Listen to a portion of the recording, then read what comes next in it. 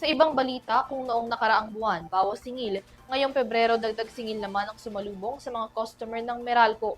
Magpapatupad kasi sila ng 22 centavos na taas singil sa kada kilowatt hour o katumbas ng 13 pisong sa kada kilowatt hour sa kabuang rate. Ang taas singil ay dahil sa mas mataas na transmission charge. Nagbabalik para sa balita si Catherine Landicho.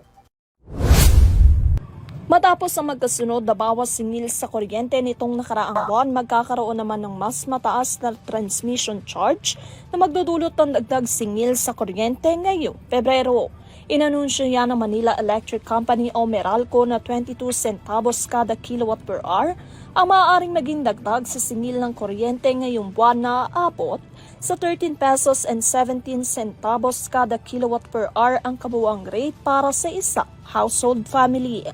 45 pesos naman ang katumbas ng dagdag singil para sa mga residential customer na kumukonsumo ng 200 kilowatt per hour para sa kabuuang bill sa kuryente ngayong buwan.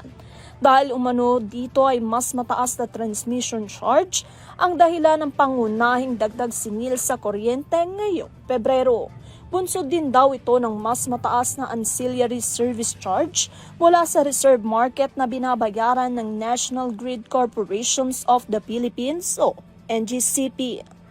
Para sa EuroTV News, Catherine Landicho, sumasaludo sa bawat Pilipino.